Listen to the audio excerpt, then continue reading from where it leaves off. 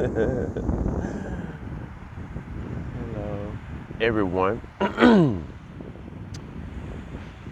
Spirit of compassion, acceptance, and love to the forefront.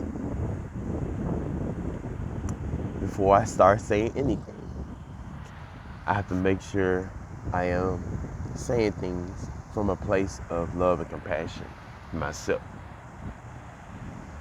And that is to clear the air and to allow the truth to shine forth,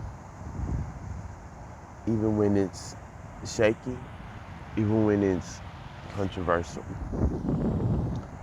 or when it's deep. My topic I will be discussing is simplifying human interaction. And let me make this disclaimer. I am not demonizing or chastising anyone.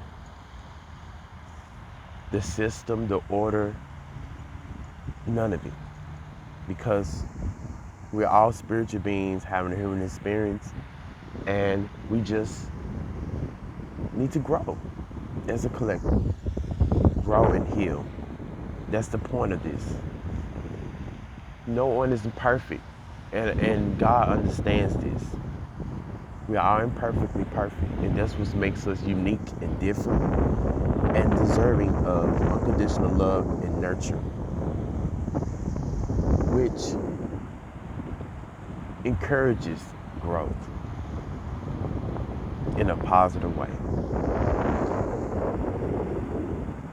For so many ages, I guess decades, whatever, we have been, I guess, conditioned, molded, and to be a certain way, to live a certain way. So in turn, that it places upon the average person so many layers of inhibitors because of social norms, religious norms, and what is to be, how you're supposed to conduct yourself in a productive society. That overly complicates human interaction, which in turn makes it an unsafe place for a person to actually be themselves, to show their flaws to someone that's supposed to love them. And when the moment he or she show their flaws or show what is considered a flaw to the next, they want to castrate them or throw them to the side or end the relationship. And I'm talking about adults for right now. That ultimately leads to a person not wanting to feel safe around them or not to desire them as much, whether it's the same sex or opposite. Okay. So it makes it hard because of all the expectation that you've been promoted to expect or that you expect from the next person, instead of embracing them in open arms and understanding and choosing to grow with them.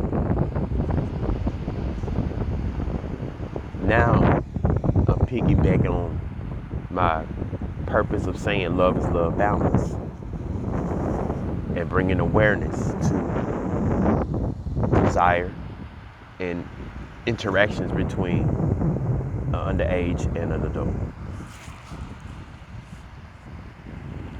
Being myself included, when I was a child, how I desired, not just because they're the same sex, but an adult. Did I ever desire girls or women? Yeah, but I had a stronger desire for men. You got to understand from a spiritual standpoint, from an intellectual standpoint, that people want to feel nurtured and accepted for who they are, rather than the mask that they feel compelled to place over themselves to be accepted. When a man or a woman interacts with a child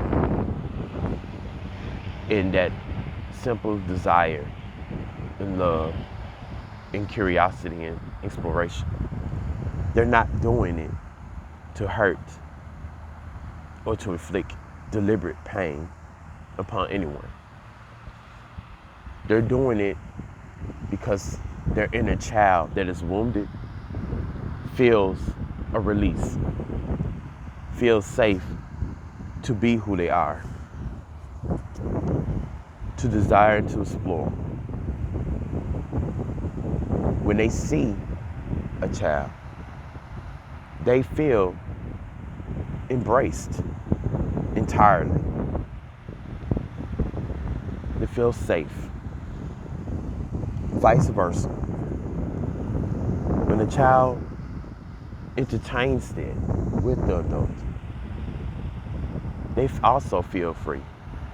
But it's on the giving end of healing their inner child, seeing the love, the infinite, boundless love and compassion that that adult possesses, the nurturing, the protection. So when they do interact with them, they don't see just an adult. No one isn't looking at it like it's a fetish. They're simply looking at it like they can be themselves without being judged.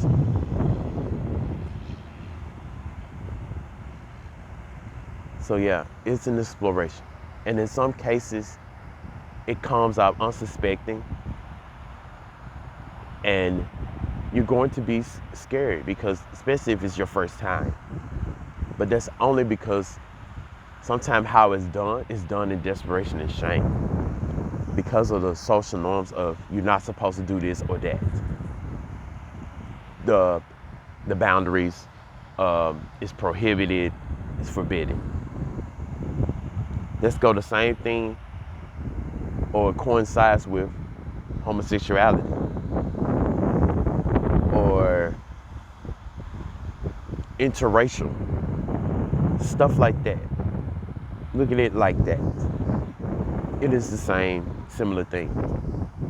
A person just seeking a safe refuge to be themselves and to act in their true desires without being judged. You look at it like it's inflicting damage or hurting another person or a child, and it's not. They're like, more times than not, they're already having these thoughts of exploration and desires and understanding of oneself. So when they do have a chance to interact with a peer or an adult in that manner, it's educational in a sense. It's a relief. It's merely expressing oneself in their entirety and in truth. It is a sensational feeling. It's a good feeling. It's not a feeling of I want to hurt someone. No one isn't being hurt. What hurts is when we place doubt in a person's mind that how they're originally feeling is wrong.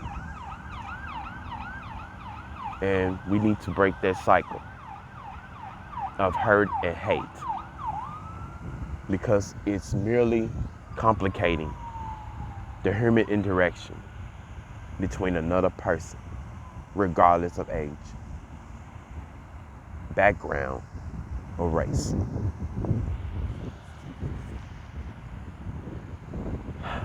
I'm going to leave it right here. I know I said a mouthful. I hope you people get it, where I'm coming from.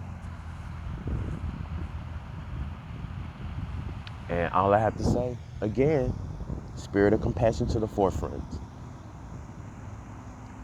That ensures that when a person acts, they're acting in a place of love and not exerting excessive force or any force at all to acquire what they want in respects to the next person.